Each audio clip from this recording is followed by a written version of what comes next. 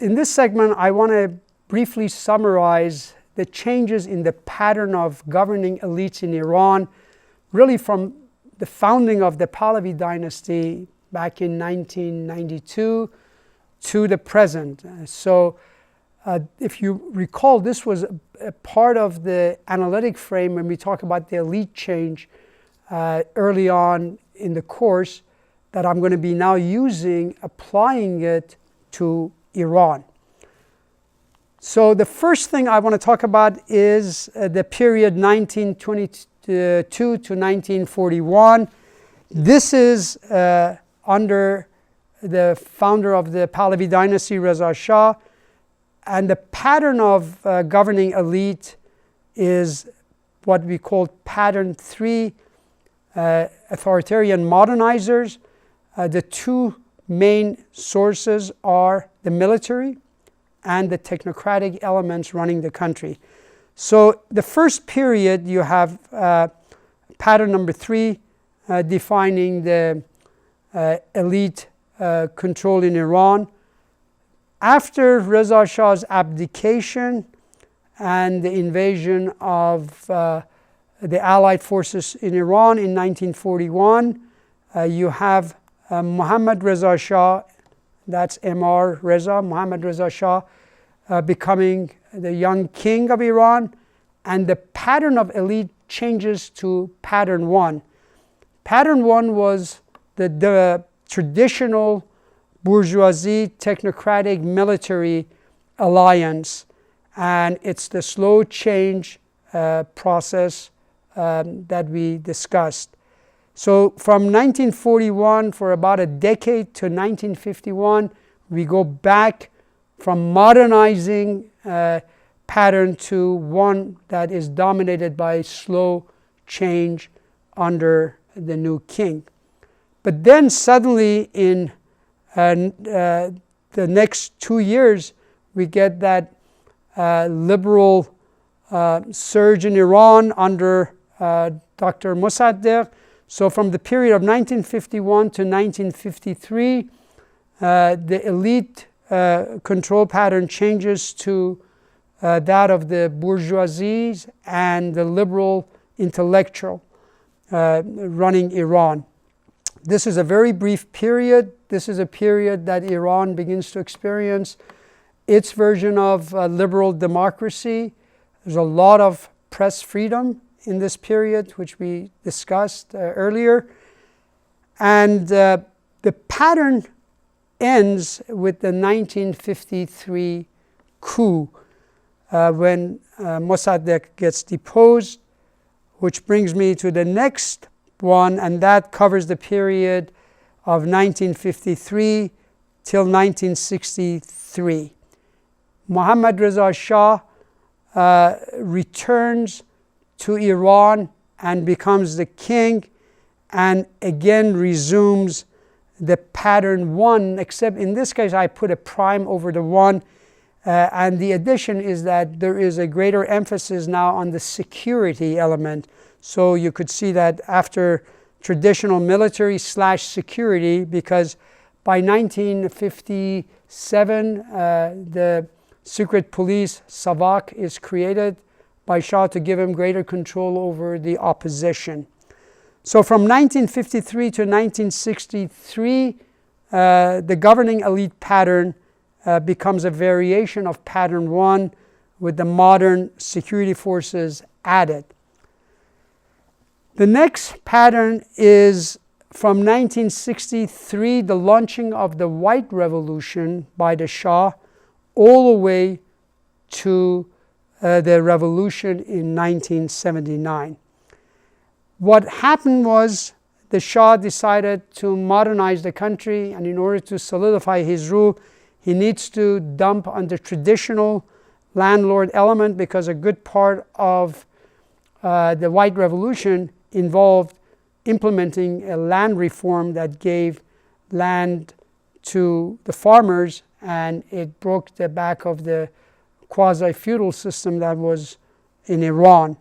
So this time around, you get the alliances of the military, technocratic, and the bourgeoisie And of course, the security is now well embedded into the military. And that pattern lasts until the revolution in 1979. This pattern involves a more rapid pace of change and a more serious attempt at modernizing Iran's economy. So during this period, you will see that Iran was beginning to change more rapidly, and with it, you see the rise of mass political awareness. That one of the changes that we talked about, more and more people becoming politically participant, and in the process, they will act on it, and the Shah beginning to get challenged, and by 1979, you have this thing coming to a head, and we have a revolution. The next phase is that 10-year period under the rule of Ayatollah Khomeini. You get pattern 5 in the next phase from 1979 until the demise of Ayatollah Khomeini in 1989. Pattern 5, if you recall, is what we call the populist pattern. It's authoritarian in its populist, it's popular authoritarianism. It is populist because usually you have a charismatic leader that can excite a good portion of the population, but it is authoritarian because those who are not excited by the leader have to be forced into compliance. So security forces become very important part of the governing elite. And remember, in this period, you have the beginning of the Islamic Revolutionary Guards Corps, which is created to protect the revolution, and they become very, very dominant. So that decade from 1979 to 1989, thanks to the charismatic leadership of Ayatollah Khomeini and the ability to fend off any opposition or serious opposition, you have a breathing space for the Islamic Republic to be able to institutionalize itself. So with the passing of the Ayatollah Khomeini, you will not have to worry about serious challenges. The next period is during the Rafsanjani's presidency from 1989, and this is also the post-Iran-Iraq war, to 1997. With the passing of Ayatollah Khomeini, you no longer have a charismatic leader who can step in, and so therefore we get pattern 6. The pattern 6 is pretty much the theocratic model. You have a clerics and a new leader who lacks the charisma and the legitimacy of, or the stature of Ayatollah Khomeini. And so the new leader, Ayatollah Khamenei, lacks those attributes, but still it's the clerics ruling the country. You really have a clear theocratic regime in place, and they have to rely heavily on the security forces to ensure there won't be major challenges to their rules. The next phase coincides with President Khatami's presidency. I call it a pattern 6 prime to indicate that under Khatami, the bourgeoisie, especially those in the urban element, also were more hopeful, and they were part of the ruling elite's formula. So it's the clerics, security forces. In addition, you have the bourgeoisies added.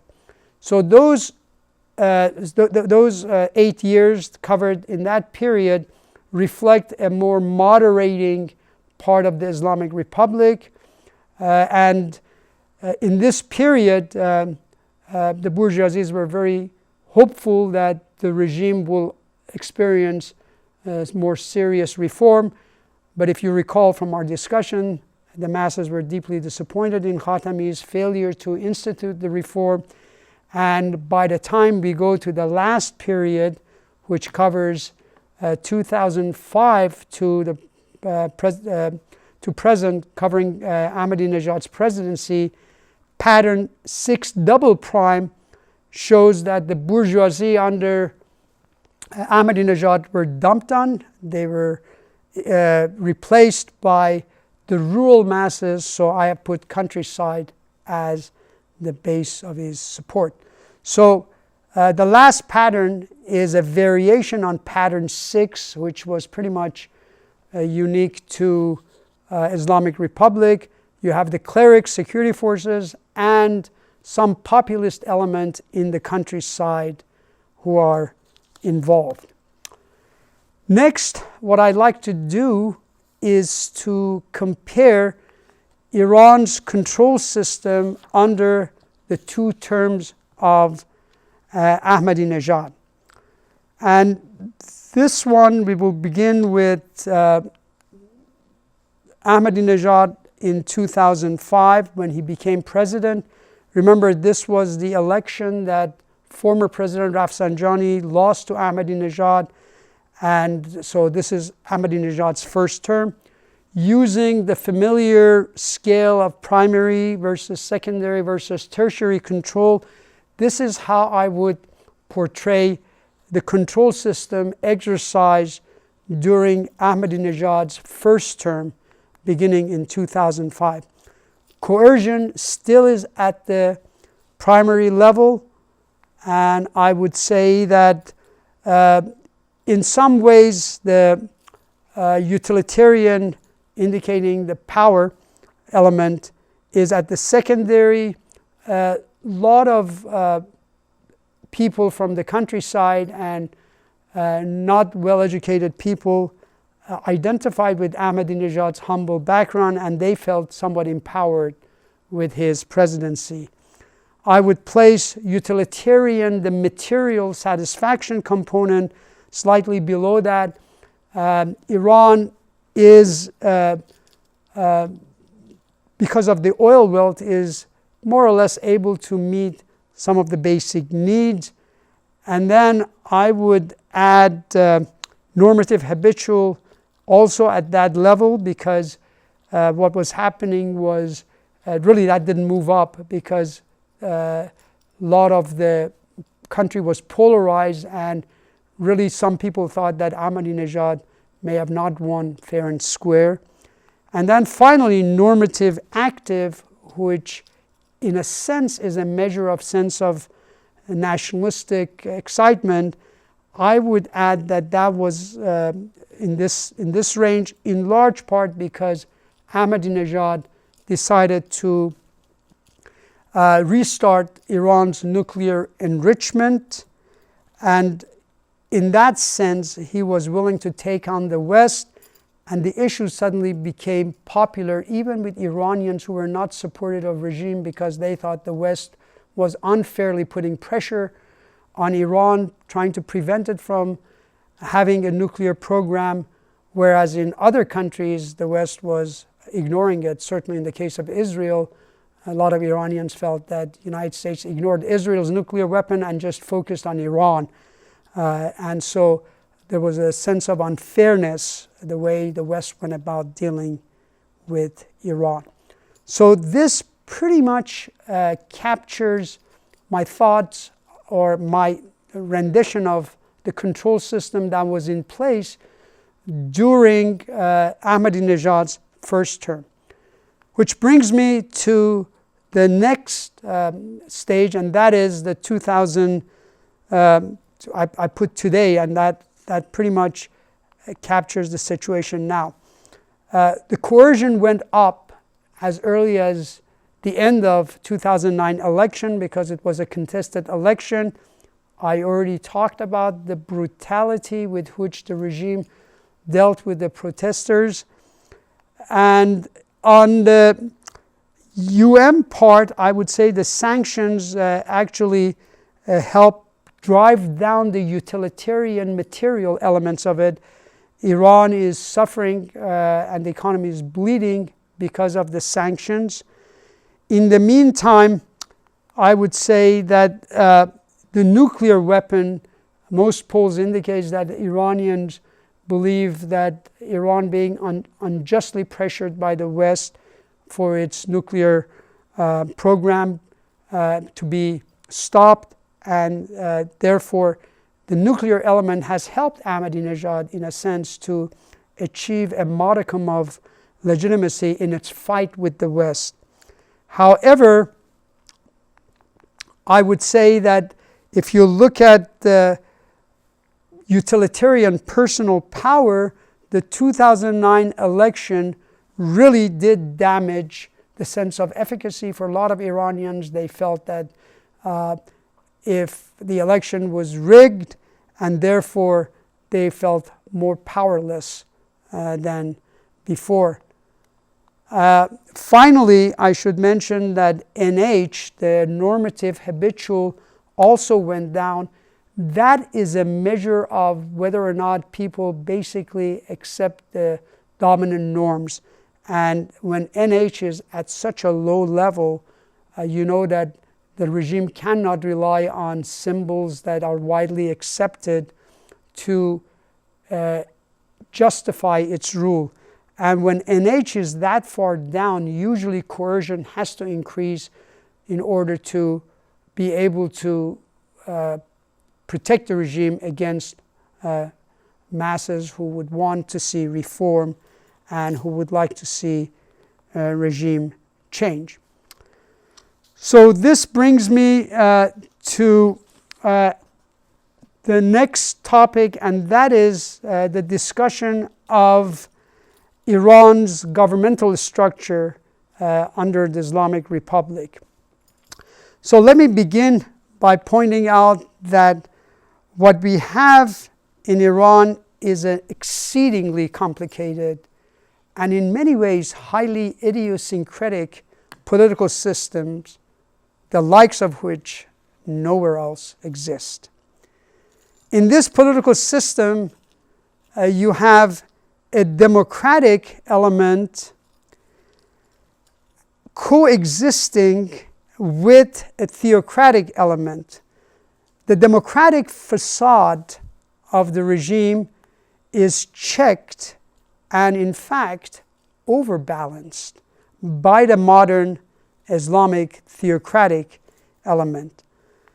So under the democratic element you have, let me go back. In other words, we have a two-headed or dual government in the case of Iran. Under the democratic element, the representative institutions are placed, and under the Islamic one are the unelected elements. So you have the elected versus unelected elements. The two are intrinsically in conflict with each other, and therefore it is a kind of a foregone conclusion that whenever there is a conflict, we know who's going to win.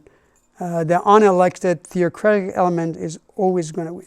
So in reality, it's a unidirectional system of checks without balances. The power flows toward the theocratic element. From the very beginning, the theocratic element actually dominated the democratic representative portion. And over time, the domination has grown to the point that today it completely overwhelms the democratic element. The whole system, let me just point out to some of the elements in there. Under each, you have under the theocratic element, the key parts are the Council of the Guardians. These are a kind of a Supreme Court that has even more power than the United States Supreme Court. You also have the Assembly of Experts, which we'll discuss shortly, but they're in charge of electing or selecting a leader. And then you have all kinds of representatives of the leader throughout the country that are the leader's eyes and ears. On the other hand, you got, on the democratic side, you have the three branches of government, which seems like the normal part of the government. And whenever there is a conflict between the two sides, between the democratic side versus the theocratic side, there is the so-called expediency council, which we'll discuss in greater depth later. And this council is in charge of resolving the conflict between the two sides. The whole system operates under the supreme leader. He is appointed by an elected body, the Assembly of Experts that you can see on the left-hand side, but in effect, he is answerable to no one except to the same body that appointed him. So that is the basic structure of the Iranian government. And then I will later discuss in greater detail the various components under each of these two-headed structure.